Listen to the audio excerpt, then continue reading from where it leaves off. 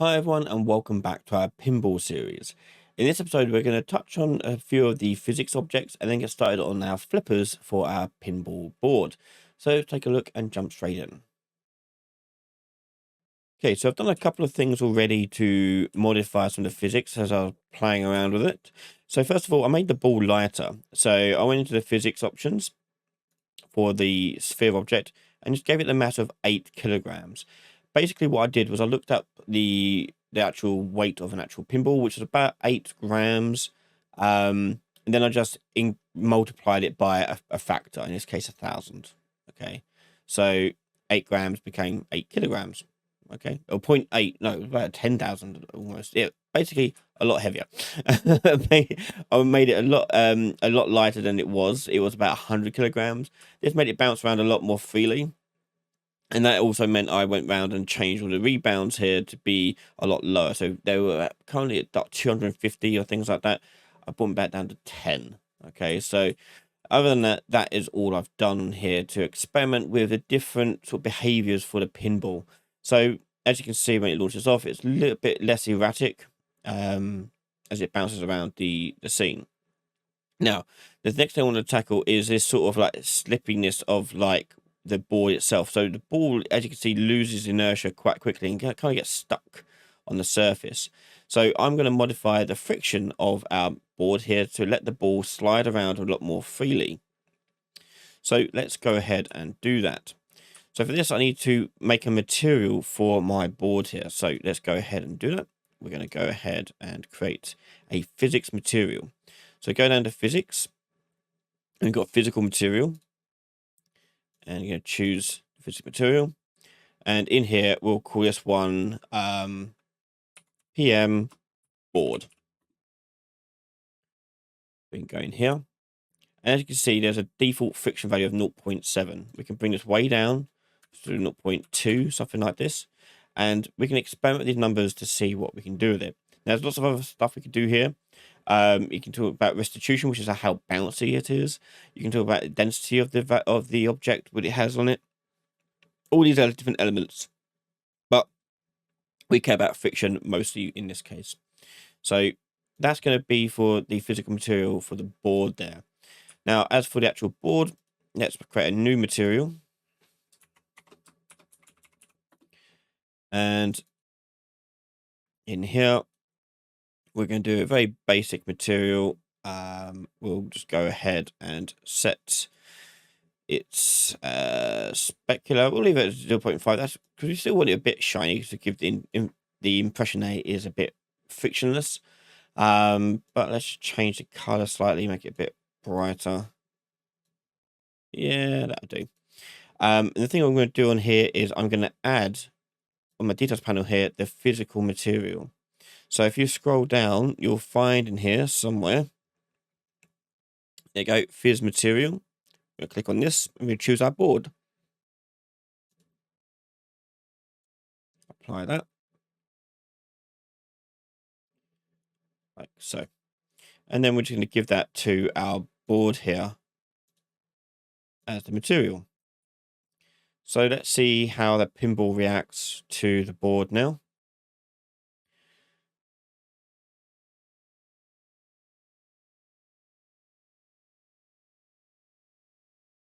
Looking at a lot more pinball behavior. Okay, so we're quite happy with that. This is something we're going to keep touching on as we go and as we develop our pinball board. So let's now work on the flippers. So first of all, we need to make a flipper shape. So I'm going to go into modeling mode and just make a flipper shape for this. So let's go to modeling mode and click off. Make sure I've not got anything selected. So an easy way of doing that is by going to the outliner and just choosing the map option. And then I'm going to pick a box. Okay, so I'm going to change the width of this to about 400. Yeah, I'd say so. And we're going to accept that. Go to the modeling polygroup mode. And I'm just going to bring this face in slightly to get that flipper looking shape, you know. So we'll do that. And we'll set both of these end faces. And we're going to bevel this up. We're going to add that in.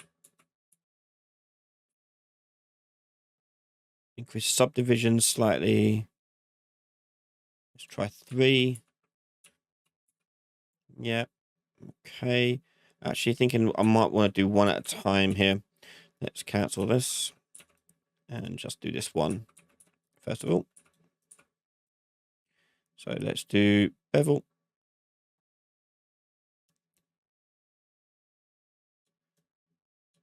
I think 10 would be good for that. 4. Yeah, something like that. And I can also, rather than beveling this one, I could actually bring in another mesh. So bring a cylinder in. And we'll bring that in like so. Bring that height down to match like that. And I'm now going to merge these two objects together. So once I accept that, we pick up both of these and I'm going to go to Xform and do merge. Okay, so now these are just one object.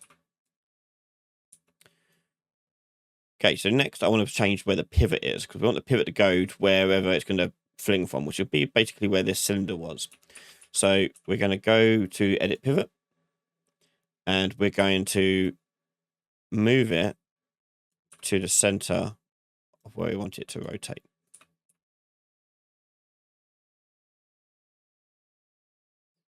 That's looking pretty good there. I quite like that. Now we do have some Z fighting going on here. Okay, so we can fix that by modifying the mesh of this. So if we go to the polygroup mode, I'm going to select my circle edge, hit the decompose option, and split into individual triangles. And I now want to select each of those triangles. It's a bit fiddly, but we'll get there. Oh.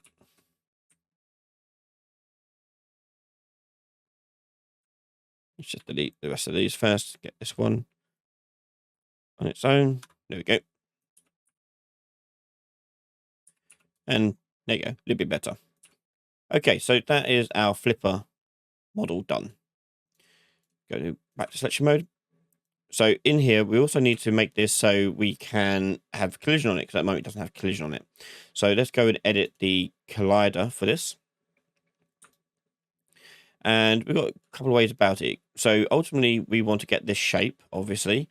We can do our own dots here to make it so we can generate a sort of wraparound, or we can use the complex collision. It's quite a simple shape, so complex collision wouldn't be the worst thing in the world, but let's try our dots first and see how that behaves. So we're going to take a look at our values here, and we can see dopping isn't the greatest. It does okay around here, but it kind of struggles around this bit here. So we're going to go ahead and just use the complex collision in this instance.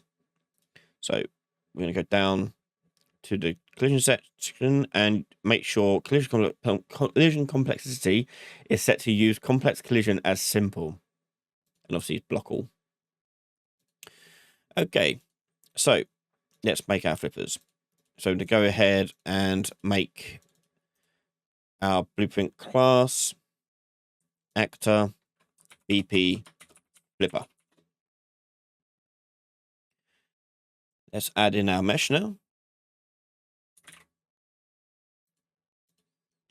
And we want to use, obviously, that new mesh we just made. So we go to our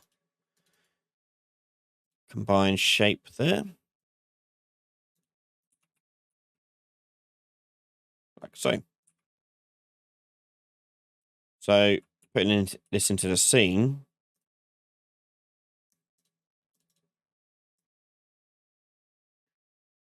Gonna have one like that. Okay, and that's looking pretty good there. We'll just move this up slightly. Give the board a bit of space to fail. There we go. And that's good now to start coding in. So let's go ahead and put in our input. And we've got left button. And what we assign that to? We've assigned that to the left control. Okay, so I'm going to go back to my flipper. And on the event graph, I'm going to go on begin play. I'm going to enable inputs on here. Player controller, get player controller. And now you can use the IA inputs on here. Do left button, like that. So just to make sure this is working, we're just going to add a basic bit of code here just to set the rotation of our flipper. So we're just going to do the static mesh here. We're going to do set rotation. And we're going to do set relative rotation. That's going to go on started. And we're putting the Z here, -60. I then also want to then on cancelled or completed, set it back down to 0.